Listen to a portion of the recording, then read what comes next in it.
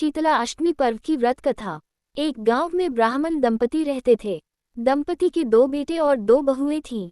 दोनों बहुओं को लंबे समय के बाद बेटे हुए थे। इतने में शीतला सप्तमी, जहां अष्टमी को पर्व मनाया जाता है, वे इसे अष्टमी पड़े का पर्व आया। घर में पर्व के अनुसार ठंडा भोजन तैयार किया। दोनों बहुओं के मन में विचार आया कि यदि हम ठंडा भोजन लेंगी तो बीमार होंगी, बेटे भी अभी छोटे हैं। इस कुविचार के कारण दोनों बहुओं ने तो पशुओं के दाने तैयार करने के बर्तन में गुपचुप 2 बाटी तैयार कर ली। सास बहू शीतला की पूजा करके आई, शीतला माता की कथा सुनी। बाद में सास तो शीतला माता के भजन करने के लिए बैठ गई। दोनों बहुएं बच्चे रोने का बहाना बनाकर घर आई। दाने के बर्तन से गरम गरम रोटला निकालकर चूरमा किया और पेट भर कर खा लिया। सास ने घर आने पर बहुओं से भोजन करने के लिए कहा। बहुएं ठंडा भोजन करने का दिखावा करके घर काम में लग गई। सास ने कहा, बच्चे कब के सोए हुए हैं, उन्हें जगाकर भोजन करा लो। बहुएं जैसे ही अपने अपने बेटों को जगाने गई तो उन्होंने उन्हें मृतप्राय पाया। ऐसा बहुओं की करतूतों के फलस्वरूप शीतला माता के प्रकोप से हुआ था।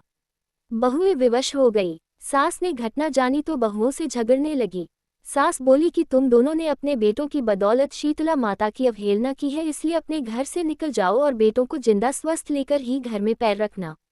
अपने मृत बेटों को टोकरे में सुलाकर दोनों बहुएं घर से निकल पड़ी। जाते जाते रास्ते में एक जीर्ण वृक्ष आया। ये खेजड़ी का वृक्ष था। इसके नीचे ओरी शीतला दोनों बहनें बैठी थीं। दोनों के बालों में विपुल प्रमाण में जूं थीं। बहुओं ने थकान का अनुभव भी किया था। दोनों बहुएं ओरी और शीतला के पास आकर बैठ गई। उन दोनों ने शीतला ओरी के बालों से खूब सारी जूं निकाली। जुओं का नाश होने से ओरी और शीतला ने अपने मस्तक में शीतलता का अनुभव किया।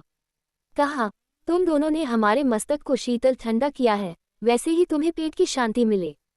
दोनों बहुएं एक साथ बोली कि पेट का दिया हुआ ही लेकर हम मारी मारी भटकती हैं, परंतु शीतला माता के दर्शन हुए नहीं है। शीतला माता ने कहा कि तुम दोनों पापिनी हो, दुष्ट हो, दुराचारिणी हो, तुम्हारा तो मुंह देखने भी योग्य नहीं है। शीतला सप्तमी के दिन ठंडा भोजन करने के बदले तुम दोनों ने गर्म भोजन कर लिया था। ये सुनते ही बहुओं ने शीतला माताजी को पहचान लिया। देवरानी जेठानी ने दोनों माताओं का वंदन किया। गिड़गिड़ाते हुए कहा कि हम तो भोली भाली हैं, अनजाने में गरम खा लिया था। आपके प्रभाव को हम जानती नहीं थी। आप हम दोनों को क्षमा करें। पुनः ऐसा दुष्कृत्य हम कभी नहीं करेगी। उनके पश्चाताप भरे वचनों को सुनकर दोनों माताएं प्रसन्न हुईं। शीतला माता ने मृतक बालकों को जीवित कर दिया। बहुएं तब बच्चों के साथ लेकर आनंद से पुनः गांव लौट आई। गांव के लोगों ने जाना कि दोनों बहुओं को शीतला माता के साक्षात दर्शन हुए थे। दोनों का धूमधाम से स्वागत करके गांव प्रवेश करवाया। बहुओं ने कहा, हम गांव में शीतला माता के मंदिर का निर्माण करवाएंगी। चैत्र महीने में शीतला सप्तमी के दिन मात्र ठंडा खाना ही खाएंगी। शीतला माता ने बहुओं पर जैसी अपनी दृष्टि की वैसी कृपा सब पर करें। श्री शीतला माँ सदा हमें शांति, शीतलता तथा आरोग्य दें। शीतले त्वं जगन्माता, शीतले त्वं जगत पिता, शीतले त्वं जगत धात्री, शीतलाय नमो नमः। बोलो श्री शीतला माता की जय।